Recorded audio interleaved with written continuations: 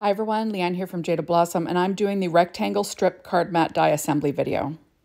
I'm using the new die along with Sunny Studios Joyful Holiday and the All Is Bright 6-inch pad from Sunny Studio. Now I feel a little silly doing a video for this, but I thought I would show you what I do. So first I use a piece of Neenah Solar White 80-pound cardstock cut at 4 by 5¼ inches. This is just my base. I just find this is the easiest way. I cover the base with score tape. I'm just peeling off the release paper here.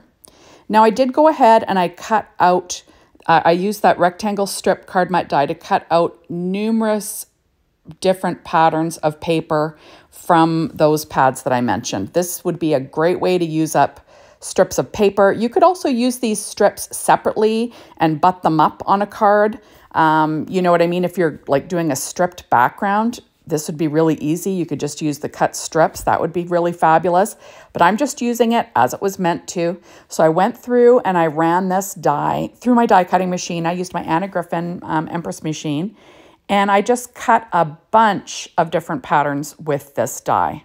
And then what I'm going to do is I'm going to fill in the strips to each of these little openings, like with a different strip of paper. Now, obviously, you could alternate the pattern if you want to keep it simpler, but I found that it was a neat way to use a bunch of different pieces of paper at once. So you could say you didn't have a lot of paper, you could cut a couple of strips and use up, you know, scraps of paper. I decided to go Christmas with this, but you could use this for any season, for anything, right? You could use some really muted tones and use these for backgrounds of sympathy cards or birthday cards, whatever you want to do. So this was just really quick and easy. This is why I love to put the score tape on the back, because you could just fill these pieces in like a puzzle and then Bob's your uncle and you're done. So there we are. I'm just sort of filling in each piece and then I will add my last piece. And then look at this fun Christmas background that you can use on a card.